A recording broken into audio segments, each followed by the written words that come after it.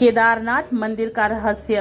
भारतीय राज्य उत्तराखंड में गिरिराज हिमालय के केदार नामक चोटी पर स्थित 12 ज्योतिर्लिंग में से एक सर्वोच्च केदारेश्वर ज्योतिर्लिंग का मंदिर बना हुआ है।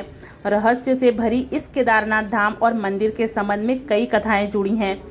केदारनाथ मंदिर का 400 साल तक बर्फ में दबा रहा। और क्या इस मंदिर के रहस्य। केदारनाथ धाम में एक तरफ करीब 22,000 फुट ऊंचा केदार, दूसरी तरफ 21,600 फुट ऊंचा खर्चकुंड और तीसरी तरफ 22,700 फुट ऊंचा भरतकुंड का पहाड़। न सिर्फ 3 पहाड़ बल्कि 5 नदियों का संगम भी है यहाँ पर। मंदाकिनी, मधुगंगा, क्षीरगंगा, सरस्वती और स्वर्णगौरी। इन नदियों में अलकनंदा की सहायक मंदाकिनी आज भी मौजूद है। इसी के किनारे है केदारेश्वर धाम। यहाँ सर्दियों में भारी बर्फ और बारिश में जबरदस्त पानी रहता है। यह मंदिर कटवा पत्थर के भूरे रंग के विशाल और मजबूत शिलाखंडों को जोड़कर बनाया गया है। 6 फुट ऊंचे चबूतरे पर खड़े 85 फुट ऊंचे, 187 फुट लंबे और 80 फुट चौड़े मंदिर की दीवारें 12 फुट मोटी हैं। यह आश्चर्य है कि इतने भारी पत्थरों को इतनी ऊंचाई पर लाकर व तराशकर कैसे मंदिर की शक्ल दी गई होगी। खासकर यह विशालकाय छत कैसे खंभों पर रखी गई। पत्थरों को एक दूसरे में जोड़ने के लिए इंटरलॉकिंग तकनीक का इस्तेमाल किया गया है।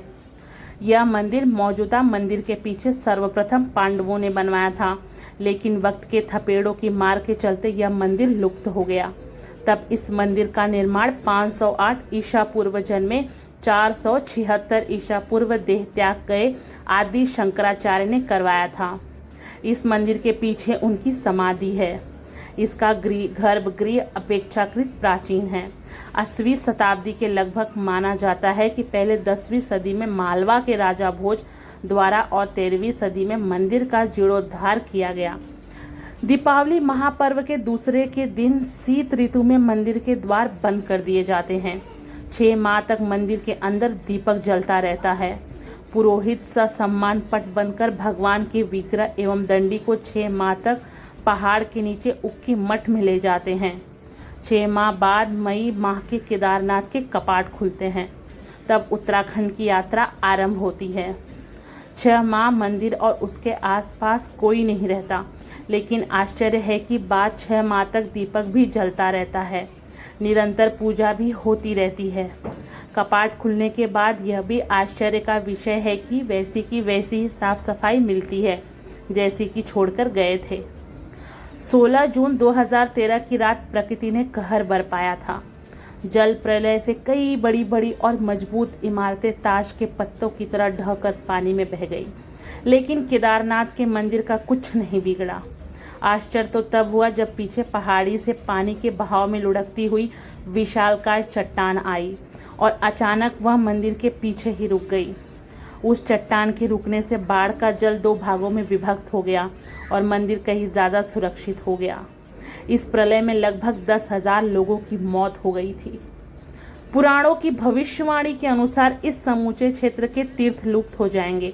माना जाता है कि जिस दिन नर और नारायण पर्वत आपस में मिल जाएंगे, बद्रीनाथ का मार्ग पूरी तरह बंद हो जाएगा और भक्त बद्रीनाथ के दर्शन नहीं कर पाएंगे। पुराणों के अनुसार वर्तमान बद्रीनाथ धाम और केदारेश्वर धाम लुप्त हो जाएंगे और वर्षों बाद भविष्य में भविष्य बद्री नामक नए तीर्थ का उद्गम होगा।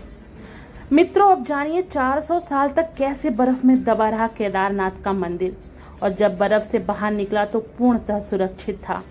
देहरादून में वाडिया इंस्टीट्यूट के हिमालयन जियोलॉजिकल वैज्ञानिक विजय जोशी के अनुसार 13वीं शताब्दी से 17वीं शताब्दी तक यानी 400 साल तक छोटा हिमयुग आया था, जिसमें हिमालय का एक बड़ा क्षेत्र बर्फ के अंदर दब गया था। उसमें यह मंदिर क्षेत्र भी था। वैज्ञानिकों के अनुसार मंदिर की दीवार और पत्थरों पर आज ही इसके निशान देखे जाते हैं। दरअसल केदारनाथ का यह इलाका चोराबरी ग्लेशियर का एक हिस्सा है। वैज्ञानिकों का कहना है कि ग्लेशियरों के लगातार पिघलते रहने और चट्टानों के खिसकते रहने से आगे भी इस तरह का जल प्रलय या अन्य प्राकृतिक आपदाएं जारी रहेगी। दोस्तों, ये वीडियो अगर आपको अच्छी लगी हो तो हमें कमेंट बॉक्स में एक कमेंट तो ज़रूर कीजिए।